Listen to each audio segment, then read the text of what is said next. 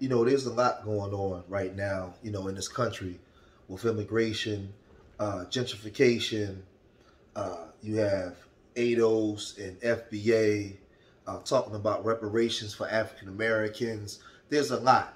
But I want to talk to the family about something that goes on within the black community. I had a conversation with one of my big homies, and I said the reason why us as a people, we can't get anything done because the black man is pro-individual and he's selfish. And the black woman is pro-woman and pro-opportunity.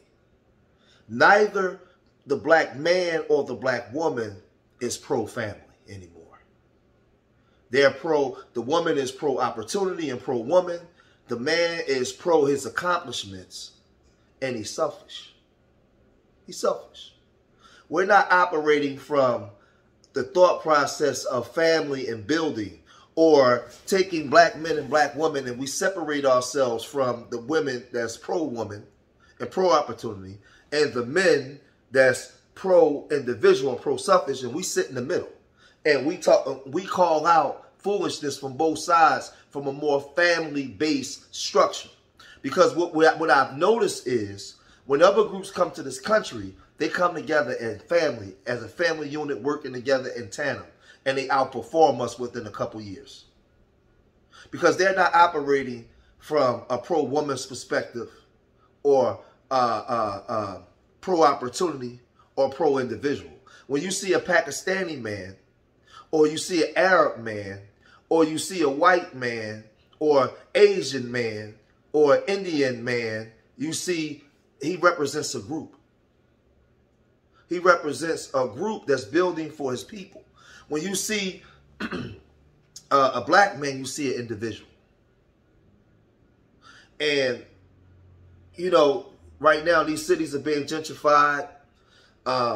They're bringing in immigrants from all different kinds of places, and they're shipping them up through Texas, all the way up to Chicago. They're shipping them to New York City, Philadelphia. They're bringing these immigrants in from everywhere, and they're dumping these immigrants in our communities. And I'm seeing people have sit-ins and having these conversations about why these immigrants are coming into your city. Well, these immigrants are coming into your city because the black man and the black woman is pro-woman, pro-opportunity, and the black man is pro-individual. He's not pro-family, where we working together to garner power, where we can dictate where these people go, because the white folks don't want them in their community. And just think about this, right? You're taking traumatized people from third world countries and sending them from their country to another traumatized area, which would be the black communities for the most part of the Americas. You're sending them over here with us, right? You're not sending them over there with white people. White people have the power to say no. And on top of that, they get all this money, 50 million, 150 million. All of a sudden, they didn't have adequate money for our schools, but they have adequate money for these refugees or asylum seekers coming into your community, right up under your nose. And while you're sitting there arguing online, arguing in the streets about your accomplishments, or you don't need a man, right in front of your face, you're being gentrified right out of your community. Right out of your community. It's areas in Philadelphia that I don't even recognize no more. I see white women walking down the street with lattes and a dog. You being priced out right in front of your face. And you don't even care. You don't even care. There's all kinds of, they got switches now on these guns out in the streets. These kids running around shooting up all kinds of stuff. You have black women, a black woman shot down in Florida by a crazy white woman. And I ask this questions that I always ask. It's not just the fact that she shot this black woman. It's the mindset that told her it was okay to do it. Where does that come from? Where does that mindset come from? Where does that mindset come from? That mindset comes from the way we're viewed by other groups. I need our people to understand something. I need you pro-woman, black women, and you pro-individual black women and you pro-individual black men, right? And selfish black men, I need you to understand something. When immigrants come into your community from their countries and they walk right into your community, they open up stores and they make $1 million and they build their American dream off of you, how do you think they view you? How do you think they view you? And then they look at the way you're portrayed in the media. They look at the way you portray yourself. So now, this white woman, she blows the black woman away, shoots her right through the door. Then you have 2 Asian men, gun a 15-year-old down, chase him down and kill him. Then you have a police officer in Mississippi shoot an 11-year-old boy. In 2023, this stuff is still happening. And you have to ask yourself, why is it happening? Do we promote family in the black community? Absolutely not.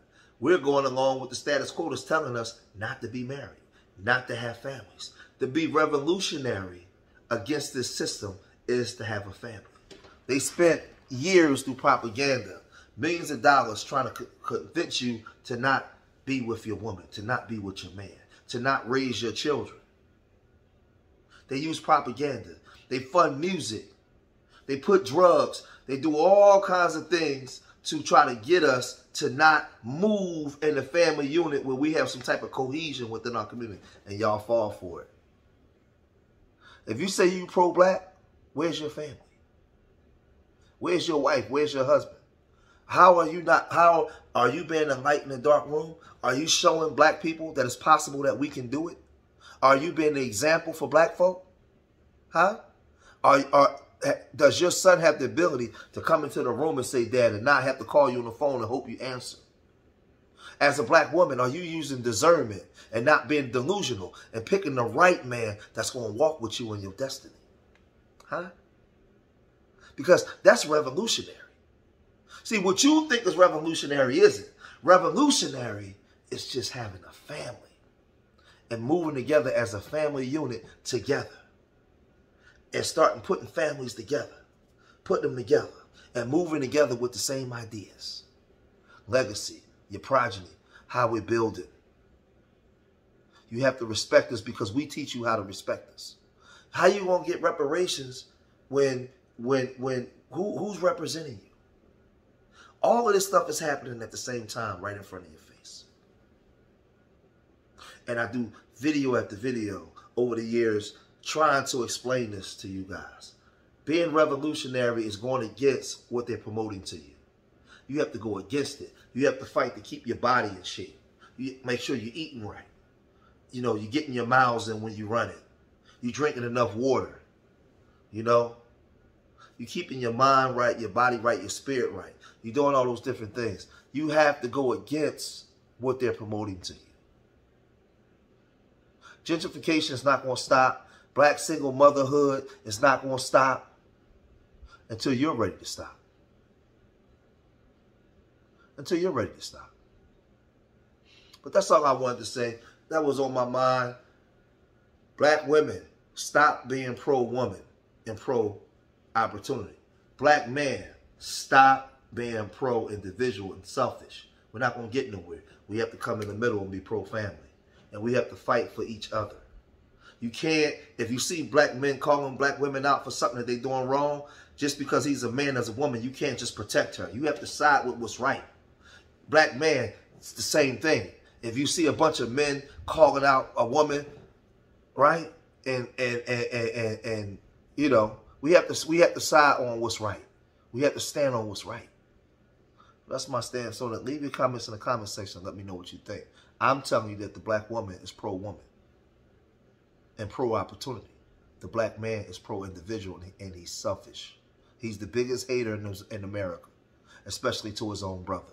And this is why we can't advance. So leave your comments in the comment section. Remember, I love y'all. Till the next time. Peace.